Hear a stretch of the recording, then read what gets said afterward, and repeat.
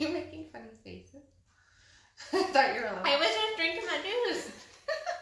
Just getting the nourishment in. Feeding my soul and my body. With Carrot juice. Carrot juice and orange juice and turmeric. And black pepper. And ginger and apples. Mm-hmm. And a little bit of love. I'm sure they put love in the cup. Chef's special juice. Sure, they put Chef's love. special juice. I love that. When they say on a menu, And chef's special sauce. Yeah, And then it's like... It's a special sauce. Special sauce is the chef male or female? What kind of sauce are we dealing with? I'll stick to my kale and spinach. Thank you. You're welcome. All right. So now we're here. We are here, and it has actually been definitely like a month or so since we've been busy doing things. Life has been busy. Life has been rocking and rolling in some beautiful ways. So Lots of beautiful ways, lots of magical ways, which is what our topic is today. How to show up to keep the magic alive, especially in relationships, in life, right? And which in truth, everything in our lives is relationship. Like we are in constant relationship with self, with other, with universe, God, whatever you want to call it. I'm not going to give you labels. You label it the way you want to label it so you don't get nasty grams.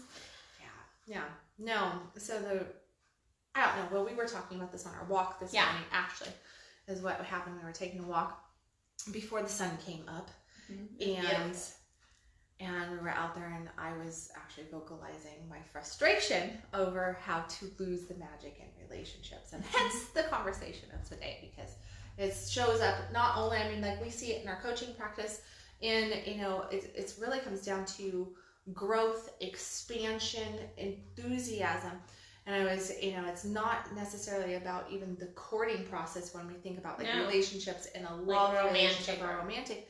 It's not about trying to keep the magic alive courtship-wise, although that's important too. But it's not about the dates. It's not about the adventures you're taking your significant other on. It comes down to really truly igniting self and how we put ourselves into containers once we get into a relationship of any sort. It's like if you think about like a work relationship, you go in for a job and you're excited, and this is like a job that you really want. This is your dream job. This is a job that you really, really want. And so you have put together the resume. You have put together everything to show how good you are, that you qualify, that you are the one, right? Look at me. I can rope the moon for this job. I can make it happen. I have this. And then you're just like hoping, like, oh God, I just so badly want this job. Everything would be so amazing if I had this. And that's the energy you bring to your interview. Right. And you bring that to the interview and you're excited, and they're like, wow, this person's really turned on. This person's really that. They're a go-getter.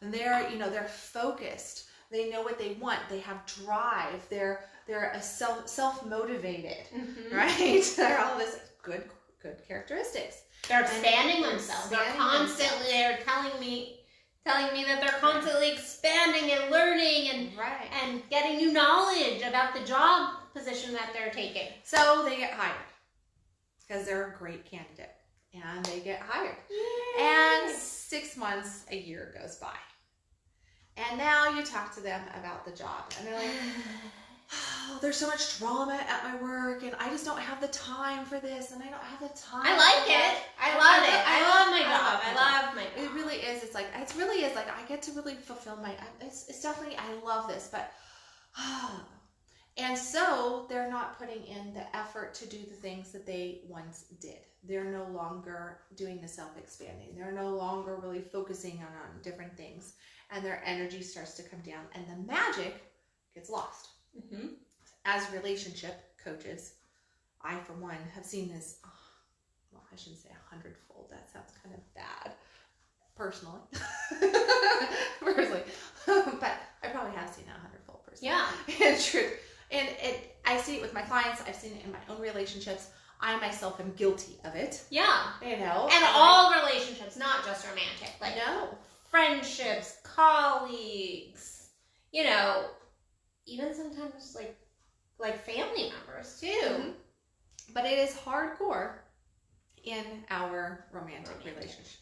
That is for sure. It definitely shows up here. And what kind of got the whole conversation started was I was talking about like a man will do almost anything for love. Yes. Like when he has the sight of a woman and he is feeling love of the woman and connection. Oh my gosh. Like he wants to show her that he is the man. He wants to really prove to her, like, wow, honey, I can rope the moon, and I'll pick up all the stars on my way to the moon, and I'm going to deliver it in a gold bag, and I'm going to on a beautiful Pegasus, and I'm going to Pegasus. You're right. The Pegasus. You're right. So, okay, with you. Like, you know, like he's really like, and he's going to show, like, hey, I'm reading the books, I'm doing the courses, I'm doing this, I'm exercising, I'm eating right. I'll drive 1,000,000 miles for you. I'll do this. I'll do that. I'll do. And look at me. I'm expanding here and I'm learning this. And found this new hobby. Right. And I'm like, I'm becoming a better man. And I was like, I think the movie As Good As It Gets from Eons, that might be before your time. No. Honey. I'm going to kick you. That's about to be violent. So we're about to ruin some magic. No, the movie As Good As It Gets with... I had to break that down like 10 times in grad school for all my psych masters. Okay. So yes. Yeah, so As Good As It Gets. And Jack Nicholson in there. He has severe OCD or something. Severe OCD. Severe OCD, so he can't even walk on the path and stuff. But at the end of it, there's this scene where I can't remember what her name is, the female main lead. And he tells her, he's like, you made me want to be a better man. And it's a beautiful statement. It's like, that's what us women should do for our men. It's like, we should make a man want to be a better man. And men should want to be better men for their women, but more so for themselves. For themselves. And what I have witnessed in relationship through forever is that men will be a better man for the woman for the first however long she allows them to court, to hunt, to pursue. As long as the pursuing is going on, he's becoming a better man. Yeah. And then normally a little bit after, and like that. Doesn't go away immediately. Always. Sometimes it completely drops like the bottom of the which is like where'd it go? But most of the time that's not. Most of the time it does take a few years for that to really subside. But at some point, it subsides. And so what do us women do? Us women, we are attracted to the confident. We're attracted to the go-getter. The masculine. The masculine. The man who is doing it. And what do we see? We see the man here, but we see where he's going. And this is what we fall in love with. We fall in love with right here. Not here. Here. Here he is. But if he's doing it, we're like, ooh, he's gonna get there. Like we see you're going over there, and we're like, wow, bad choice, women, bad choice. He's gonna become that man. Like I know that he's so got it in him. He has so much potential. How many times have we heard that? So much potential. And I know, like we've all said it. I've heard you say it. He has so much potential. He has so much potential. Right. And he's growing. He's learning. He's expanding. He's passionate. He's so passionate. He's so passionate. He's so that. He is passionate, and that's the thing. Hot. That is what women want. Passion is hot. It's primal. It's a turn on. It's arousing. It's like, yes, ooh. But because what? As a woman, we want to be led. We want to be taken. We want to experience that energy. Passion. And it's not even sexual passion. It's passion for life, for growth, for expansion. And we go, ooh, that. Like, a passionate man makes me just go, right. You want to surrender to that. I just want to surrender. I'm just like, you want to soften into it. You want to surrender into it. It's how to get Addison in bed, be a passionate man and not a cocky ass. But I mean, like a passionate man that is passionate about life. Be turned on to yourself. Be that go-getter. Love yourself. Do the things like that. Be showing up like that. And men are really, really great at doing that. On the front side. On the front side. So there's magic on the front side. That's where we kind of like get whirled around and we're just like, oh, this is so magical. This is like, when he kisses me, I have like one of those like knee popping experiences, right? So it's like, because it's beautiful. Yeah. And then you get into the relationship 6 months, a year down the road, like the job.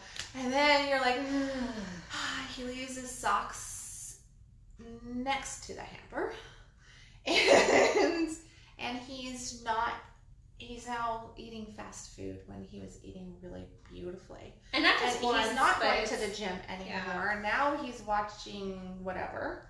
And this is happening. He used to take all this time on my body, and he used to just explore me like I was a freaking man. We used to have really deep, intimate conversations that were so provocative in thought that I just really expanded my thinking and expanded his thinking, and we were really into each other. I remember those moments of like this. You know, we used to do this, we used to do that, and now we just don't do that. We don't have time for it. We don't have time for it. Don't have time for it. Kindle trigger. Sorry, Kindle trigger. I hate that. Oh, I just don't have time for that. You had time for it here. Yeah, time for social media earlier. You have time for all this other stuff, but you don't have time for the connection. You don't have time for the drive. You don't have time for self, and you don't have time for the relationship. If you don't have time for self and for your growth, then what the heck are you doing here? What the heck are you doing with your life if you don't have time for your own growth? Because that's what this relationship's all about. That's growth of self and together. Like our relationships, no matter what they are, but especially our intimate relationships, are all about self-growth. Yeah. It is not about anything really other than that. We are meeting ourselves in our partners.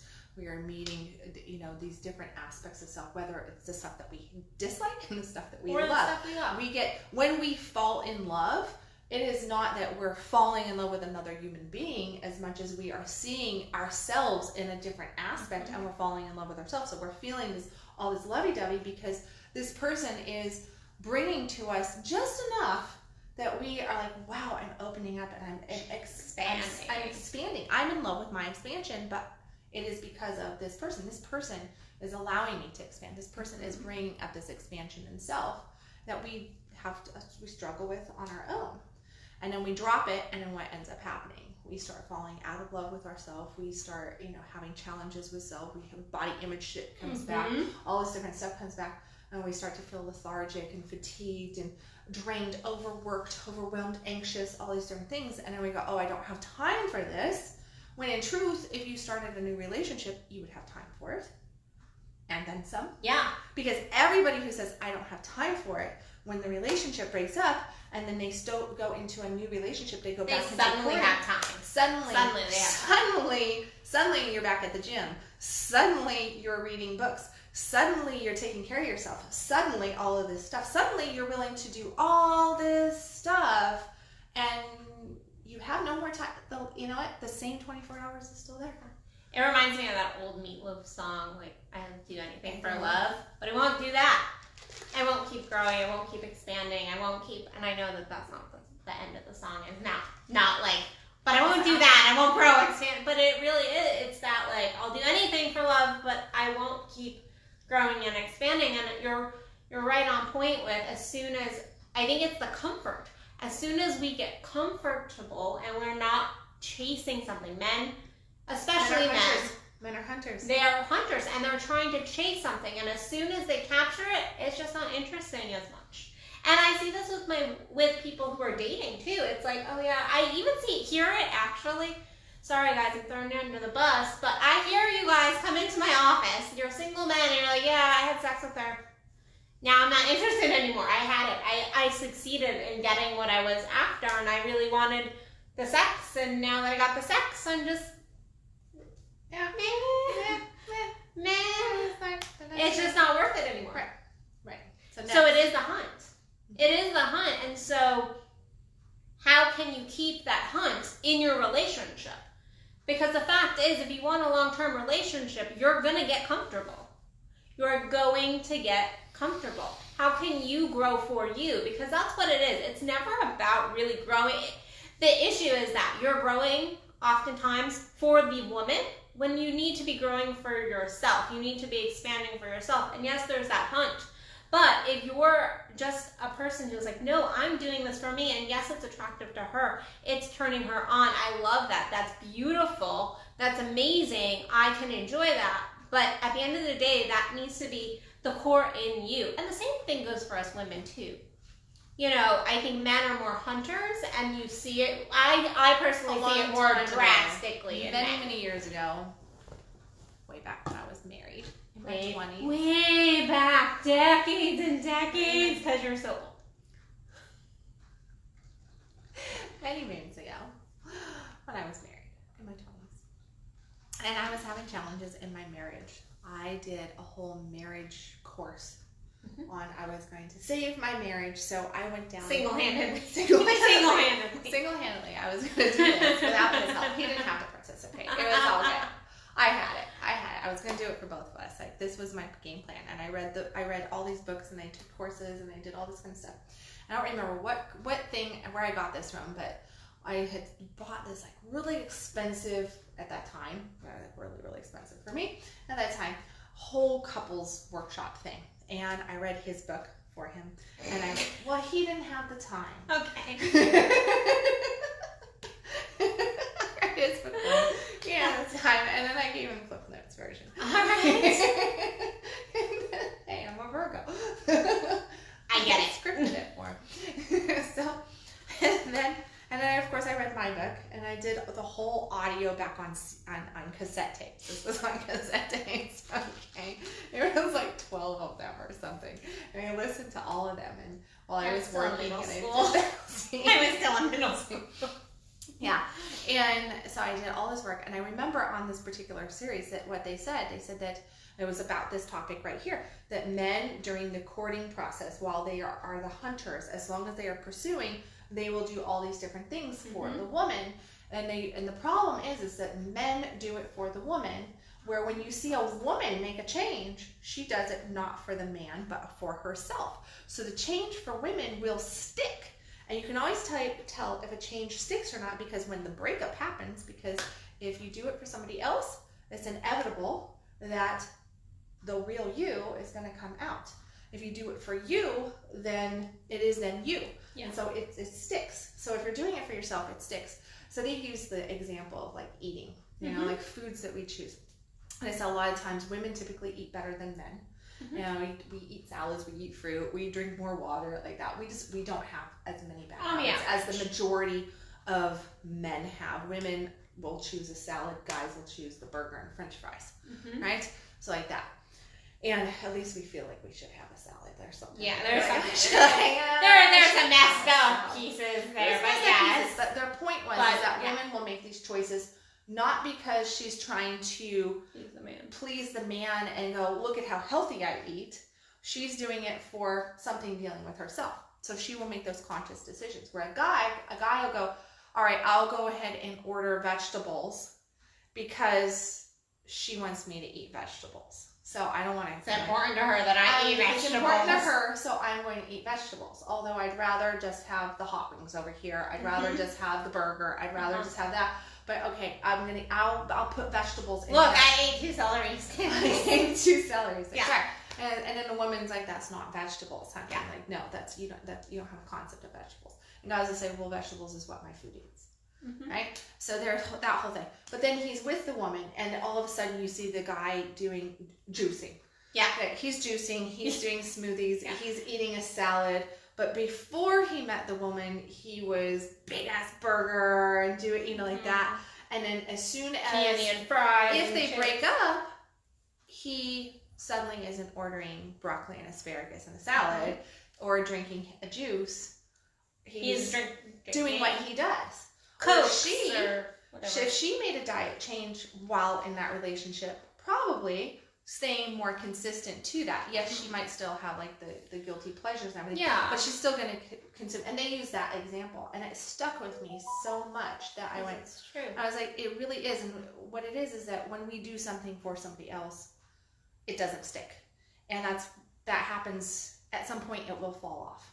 And a lot of the times that happens once a relationship is then committed.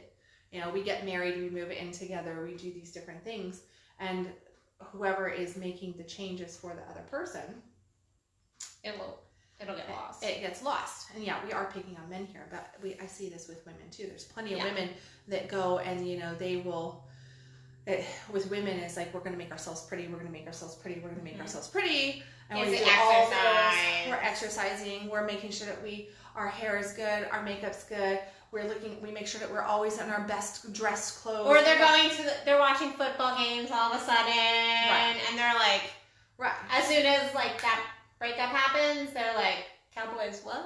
Yeah, I don't even know what. I don't know. I have. That's how you. Yeah.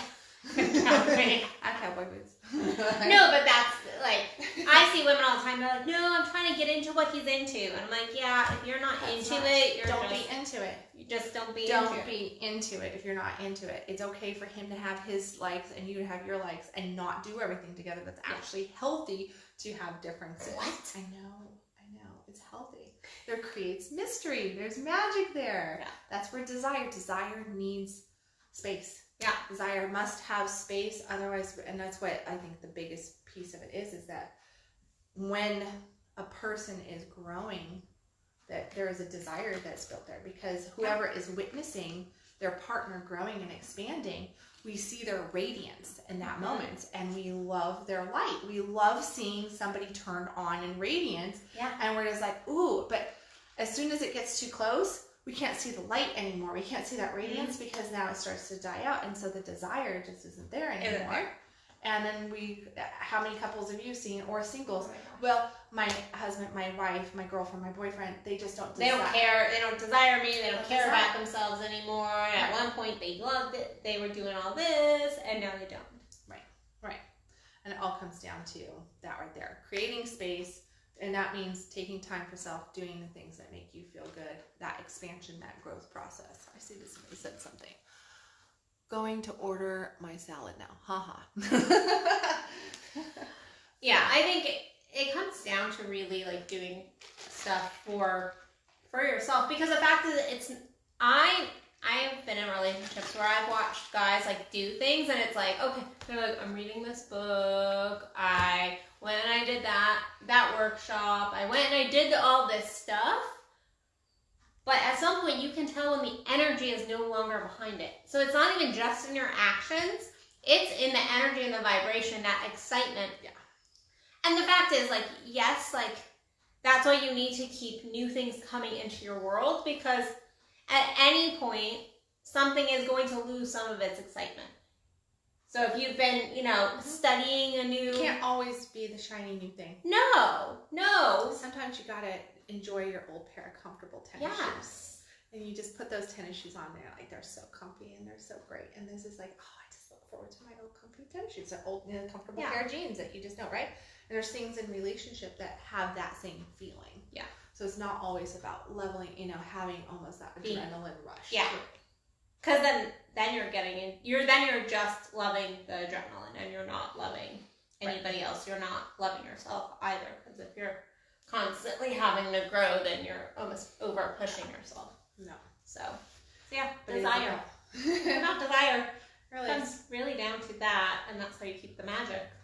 It's just keeping that. But it is about like creating that space. I think that a lot of the times, because what else happens, the magic dies when we create.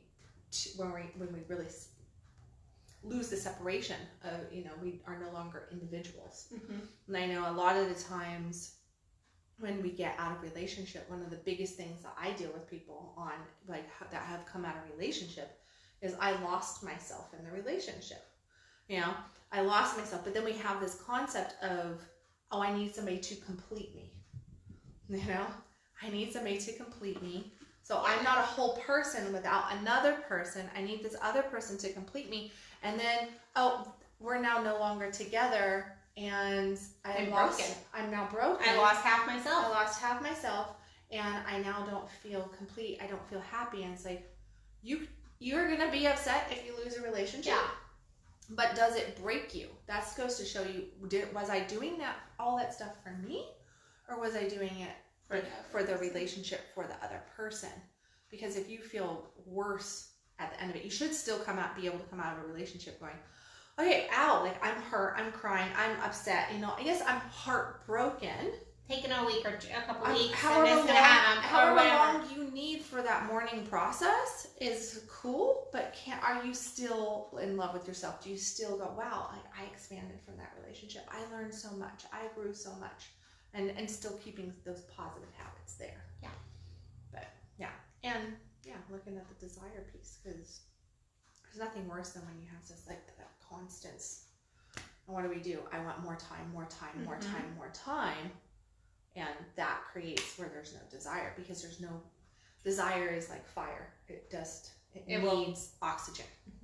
And otherwise it dies. Yeah, otherwise it dies. And when you're just on each other like that, there's no way. You have to be able to pull your partner away from you. They need to be able to go and do and be without you. And experience life without you every single second in order for you to be able to see their radiance. So. And that goes for, that one especially goes for all relationships. Oh. Even like people who like, so like I think of like even people, right now we have a lot of people who are homeschooling kids, but even now, like you can't see your kids' growth as much when you're right on top of them. You can't see their growth, you can't see their expansion. And that's why other people in their world are going, oh my gosh, like little Janie and little Joe is like, oh my god, they're getting so big, because the fact that you're right on top of them. And so you even need to, as a parent or a friend or as a colleague or whatever relationship it is, give that space so you can see that light. Yeah. Certainly. Feel that desire. So, yeah, well. So, separation. Yeah. Separation. Separate. Separate so you don't separate. Separate so you don't separate. So you don't separate. We should change the title. Separate so you don't separate. Yeah, well, it's true though. It is. You don't have that. Allow your partner to experience them first. Allow, keep in mind that there is, in that courting process, that it's not just about going out to the best restaurant or jewelry or roses or great sex or any of that kind of stuff, or a lot of touching or a lot of time spent. It's about you growing, but growing for you as well, and that's for both sides. So, do you have anything else? No, I feel like really complete with that. Yeah, I feel like really complete with that. So, only thing I have left to say is I have a couple of workshops coming up in the Plano area. I have a integration puja coming up. I know I have Aphrodite circles coming up. So yeah, just go to my events calendar at addisonbell.net. Yeah, and I have my quantum integration workshop coming up in the first part in November. I almost forgot that I had it going there, and I looked at it the other day. I was like, whoa, I'm teaching a class in November. I'm teaching because October is this retreat for me. So I got a retreat. I'm not doing really anything. I'm just like, this month. But next month, I do have my integration workshop coming up. So showing how to move energy in the body, how to start that process of having full body energy gasms, we can call them. Energy gasms. Yeah. Hey, it's fun stuff. And just that activation process, which is just a really cool program. And then so awesome. KendallWilliams.com. Oh yeah, that's right, my website. And invite people like this video. Help us get free spirit talks out there. Our pages, our individual pages are rocking it, but come and join us on Free Spirit Talks. Join us over here. Click the share button, click the like buttons. Thank you for viewing today, and we'll catch you in a couple weeks. Yes. Bye, guys. Bye.